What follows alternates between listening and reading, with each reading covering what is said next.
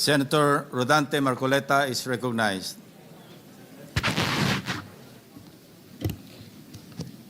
Marami pong salamat, Mr. President.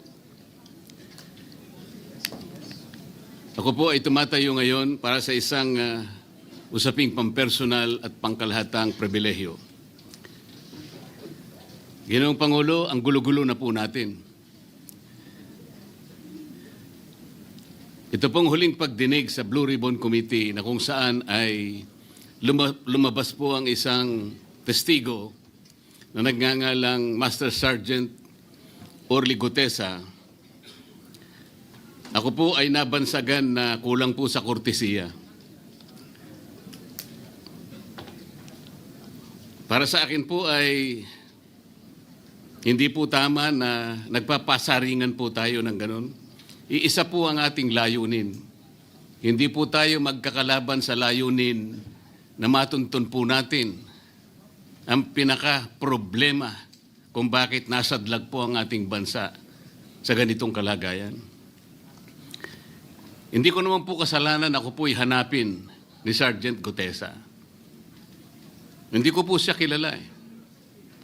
Hindi ko po kasalanan kung ako po ang hinanap niya at hindi iba.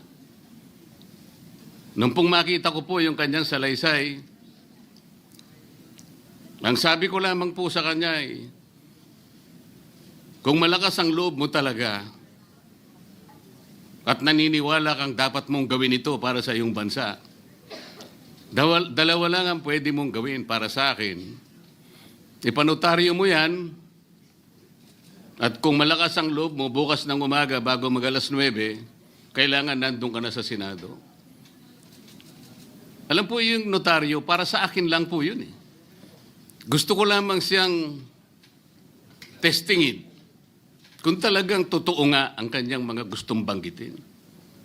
Ang pinakamahalaga po ay haharap siya, tatayo, at susumpa sa kalagitnaan ng pagdinig. At doon ay pakikinggan natin.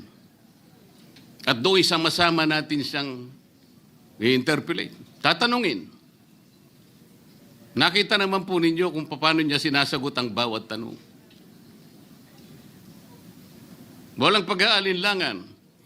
Siya lamang po ang natatangi na testigo na kumonekta sa pangalan ni Saldico at Martin Romualdez. Wala nang iba. Ngayon po siya ay naharap sa napakaraming pasaring din. Bakit po ako ay walang kortesiya? Hindi po ba ako ay humingi ng panahon sapagkat hindi ko naman po alam kung talagang darating siya nung araw na yon, kaya hindi na po ako nagsabi. Gusto ko talagang paniwala ang darating siya. Dumating nga po siya, kaya ako siya inilabas. Pero kung pag-uusapan po ay kortesiya, balikan po natin ang mga nangyari. Nung ako po ay chairman pa ng Blue Ribbon Committee, nagkaroon po ng pagdinig. Unang pagdinig ay August 19, 2025. Isang araw bago po nagkaroon ng pagdinig ang Blue Ribbon Committee, ang ating pong kasama, si Senator Lacson, ay nagkaroon po ng posting. Sa Twitter po yata ito, hindi po ako sanay dito eh. Babasahin ko po, August 20, 2025. The Senate Blue Ribbon Committee hearing yesterday is akin to the cart going ahead of the horse. Had the cart waited one day, it would not have missed the details of the truth about the many substandard ghost projects and more that will be exposed in my privileged speech today. Yun po ba ay courtesy din? Sa akin pong palagay, hindi dapat po nagkaroon ng ganitong pagpapasaring.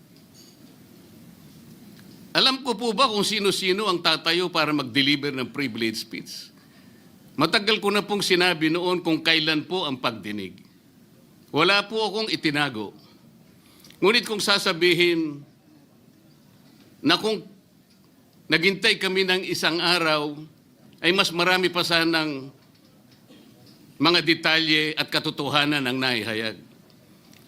Hindi po ba sinabi ko sa inyo noon Mismong Pangulo ng Republika ng Pilipinas ang nagbigay sa akin ng USB na nandun po lahat ang mga proyektong pinaghihinala na ghost projects. Ayaw ko lamang pong ilabas ng isa-isa sapagkat sa aking pagkakaalam noon, Ginoong Pangulo, mali din po yung binigay na mga coordinate sapagkat ang pinagbasihan nila yung MYPS, hindi yung PCMA, na palagi ko pong binabanggit. Sa mga kapatid, kahit na po yung mga binanggit na projects ng ating kasama, salig po sa mga maling coordination. At saka konti lang, pinili lang. Nagkataon lang po maganda nga talagang pagkakapresent sapagkat kulang na lang po yung cinematography at saka screenplay. Kung meron pa lang sanang sound effects, baka nandun yun. Huwag po sanang ganun magpasaringan tayo. Iisa po ang layunin natin dito. Yung matukoy natin kung sino ang merong utak dito. Na ngayon po ay unti-unti na pong naihayag. Sino bang natatakot kay Martin Romualdez? Marami po siguro dito sa kapulungan ito. Pero hindi ako natatakot kay Martin Romualdez.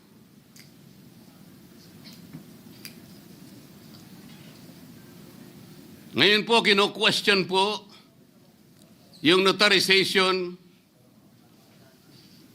ng statement ni Gutesa. Dahil yung babae po, yung abogadong babae, nag-notarize, tinalikuran po niya ang kanyang signature, yung kanyang pirma. Nandyan po ba yung assistant natin para ipakita po natin? Ayan po yung huling bahagi ng dokumentong ninotaryo doon sa opisina ng abogadang babae na ngayon ay tinatalikuran niya ang kanyang pirma. Doon sa right side po, ayan po yung ninotaryo sa dokumento ni Gutesa. Yung kaliwa po ay iba pong dokumento. Tingnan po ninyo yung pagkakahawig.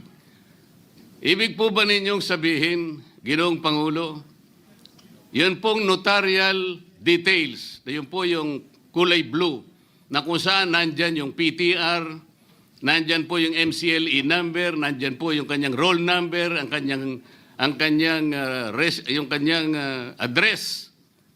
Nakuha po ba ni Gutesa mula sa opisina ng abogada at in-stamp niya? Pagkatapos po yung detalye na nasa bandang kaliwa na kung saan makikita nyo document number, page number, book number, series of 2025. Makukuha po ba ni Gutesa mula sa libro, mula sa notarial register ng abogado? Paano niya makukuha? Tingnan po ninyo yung kabila, ganun din.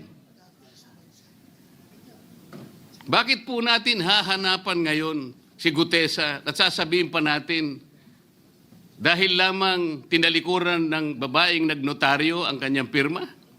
Pangkaraniwan na po kasi, Ginoong Pangulo, kahit pumunta kayo sa maraming lugar na kung saan nagnunotaryo, hindi nyo po makikita roon ang abogado. Iaabot nyo lang sa kanyang papel ninyo, pagkatapos isosoli niya sa iyo, pagkatapos nyo magbayad. Itatanong po ba ni Ginoong Gutesa, bago siya umalis, tatanungin po ba niya doon sa babaeng kausap niya kung sino man yun, Madam, kayo po bang may pirma nito? Wala pong ganun eh. Ngayon, kung tatalikuran po ng abogado na yon ang kanyang pirma, ako na po mismo ang magdidirect ng prosecution sa kanya para ma-disbar siya. Sapagkat ginagamit po niya yung opisina na yon. Pakita po ba natin, pwede po nating ipakita yung opisina, yung kanya, ayan po yung kanyang lugar. Ang opisina po niya ay sa Ermita, ngunit yan po ay ginagamit niyang address. Ayan po makikita ninyo. Notary Public 24/7. Ibig nyo sabihin, nandyan at hindi na natutulog yung abogado na yan. Sigurado meron siyang tao dyan na pumipirma. At ginagaya na lamang ng kanyang staff o secretary yung pirma niya. Ganyan po palagi. Kalakaran. Kalakaran, ngunit hindi tama. sapagkat sa batas po ng notaryo, kailangan nakaharap po yung magnunotaryo sa nagpapanotaryo. Bakit po niya ngayon sinabi na hindi niya pirma yon? Maring hindi niya pirma, ngunit hinayaan niya kung sino man ang taong iyon na ipirma yung dokumento. Kagaya po ng nasabi ko, naging academic na po yung notaryo sapagkat ang tao ay tumayo sa ating kapulungan. Binasa niya yung kanyang statement. Yung mga bayarang media nga po, sinasabi pa kino-quotes ko pa Bakit ko po siya sinabihan na dahan-dahan siya? Dahil po nung panahon na binabasa niya na yung kanyang statement, sinusundan po namin yung kanyang binabasa. Binigyan ko po ng kopya ang chairman ng Blue Ribbon Committee. Binigyan ko ng kopya ang ating Senate President at yung aking katabi si Senator Gatchalian dahil 4 lamang pong original ang meron kami. Yung binabasa pala niya ay Xerox copy kaya may naputol sa baba. Gusto ko lamang pong ma-record ng totohanan. Dahil doon sa umpisa po niya, merong isang linya po siyang nalaktawan. Alam po ito ng mga kasama natin na sinusundan po habang binabasa namin. Doon sa pangalawa po, 2 linya naman po ang nalaktawan niya. Kaya gusto ko lamang pong maging maayos ang pagre-record ng kanyang statement. Ano po sabi ng mga bayarang media? Hindi ko naman po nila lahat. Kaya ako po hindi nagpapa-interview sa kanila Alam ko po ang karakter ng ating media ngayon. Nakakaawa na po ang kalagayan. Binanggit na po ng dating Senate President ang nangyari do sa statement ni Diskaya. Siya ang kauna-unahang nagbigay ng statement na kung saan binanggit ang 17 congressmen. Ngunit nakakapagtaka. Hindi na po natin tinutuntun yung 17 na yon. Kagaya na nga sinabi ng Senate President, napupunta na, natutuon na yung pagtuntun sa mga kasama natin dito. Bakit po? Natatakot ba tayo kay Martin Romualdez? Siguro po, yung iba sa inyo natatakot. Ginoong Pangulo, naghalo na po ang balat sa tinalupan. Bakit po? Ngayon ko lamang po nakita sa pagdinig ng Blue Ribbon Committee. Nandun po yung Justice Secretary. Hindi pa po natin natatapos na pagtatanungin yung respondent, yung resource person, na tayo po ang merong legal and physical custody. Hindi ko maintindihan kung bakit dadalhin niya sa kanyang opisina at pagbalik niya, meron na siyang supplemental affidavit. Ano po ba itong nangyayari sa atin? Meron na ba tayong alituntunin? Meron na ba tayong agreement sa pagitan ng DOJ at ang pag-imbestigang ginagawa natin sa Blue Ribbon Committee? Hindi ko na po maintindihan kung ang Blue Ribbon Committee is the investigative arm of the Department of Justice. Ang sabi ko po nung nasa ikalimang pagdinig pa lang tayo, sapagkat nakikita ko na po ito, kaya po naghangad pa ako sa ating chairman no na sana'y paraanin niya ako, meron lang akong gustong isang guni muna at pag-usapan sana muna. Hindi naman po ako nabigyan ng pagkakataon kaya nagkaroon pa po ng konting sagutan doon. Ito po yung gusto ko sanang ayusin muna, pag-usapan muna natin. Lalong-lalo na po ang kaugnayan natin sa bagong tatag na ICI, Independent Commission on Infrastructure. Ano po bang ugnayan natin dito? Hindi po ba tayo mag-uusap muna? Hindi ba tayo gagawa ng regulasyon muna? Meron po tayong mga doktrinang isinasaalang-alang. Nasaan na po ang institutional boundaries? Nasaan na po ang separation of powers? Nasaan na po ang system of checks and balances? Di ba natin isasaalang-alang ito? Dadalawang tao lamang po ba ang mamamagitan sa pagitan ng mga institusyon na ito? At mawawala na po kami sa picture? Are we supposed to be kept in the dark, Mr. President? Yung po, kung mo ba sinabi ng ICI na isa sa kanilang mga poder, kapag ka nag-request po sila, makakakuha sila ng impormasyon sa House of Representatives, sa Senate, sa Korte, sa Sandigang Bayan, at kahit sinong otoridad. Ibig ba sabihin wala na tayong opsyon na tumanggi? Kailangan po natin pag-usapan muna yon. Ang nangyayari po sabog-sabog na po eh. Baka nga yun ang isang dahilan kung bakit nag-resign po yung advisor na si Mayor Magalong ng Baguio. Yung pong mga pasaring, ito po yung nakakapagbigay sa atin ng hindi naman kailangang pag-aaway-away o pag-aalitan. Hindi po maganda sa ating panig ito. Tingnan lamang po natin yung interview sa DCMM ng ating kasamahan, chairman ng Blue Ribbon Committee, ng mga host ay si Victoria Tulad at si Christian Yosores noong September 28, 2025. Ang tanong po nila, ilang hearings pa ang nakikita ninyong gagawin ninyo? Ang sagot po ng ating kasama, Senator Lacson, yun ang hindi ko pa masabi. Dahil kung may bagong lumalabas na mga testigo at masustansya yung sasabihin, meron pang mga kakulangan na dapat na mapunuan, magtawag tayo ng pagdinig. Tama naman po yun. Pero ito pong pangalawang saknong, ang sabi po, pero kung paulit-ulit lang at masa-sidetrack o kaya palihis yung direksyon ng inquiry, yun ang i-assess namin kasi medyo lumihis na. Ano po yung lumihis? September 28, dito lumabas si Master Sergeant Orly Gutesa. Lumihis po ba o dumiretso? Mula kay Saldico, ikinonekta po niya kay Martin Romualdez. Sa akin palagay, dumiretso po, hindi tayo lumihis eh. Pagkatapos tinanong pa po, do you think po, coach po si Gutesa? At iba pong observation, baka si Senator Rodante Marcoleta dahil parang sinabihan siya nung nagbabasa siya. O nalimutan mo, balikan mo itong paragraph na ito. Naipaliwanag ko na po kung bakit ko lamang sa sinansala at sinabi kong balikan mo sapagkat meron nga po siyang nalalaktawan base po sa sinusundan namin na binabasa niya na dokumento. Ang sagot po ni Senator Lacson, medyo natawa pa nga siya, kayo nang humusga sa lahat ng yan, tayo nag-viral na. Siguro, ang sasabihin ko na lang, yung hula nyo, yun ang hula ko. O hula ko, hula nyo. Parang, your guess is as good as mine. Hindi po maganda yung inference eh. Parang ang lumilitaw, kinots ko eh. Bilang isang abogado, magmula po nung ako'y maging abogado, inisip, hindi ko po ginawa yung mga bagay na ito. Kumisan nga ako eh. Hindi na abogado, sila pa yung nagsasabi eh. Katulad po ni Saldico. Ang sabi ko lang naman po eh, matunog na yung pangalan niya. Napakaraming sources na nagsasabi, kumukonekta kay Saldico, pwede ba natin siyang imbitahin? Ang sabi po, hindi na raw siya imbitahin because of interparliamentary courtesy.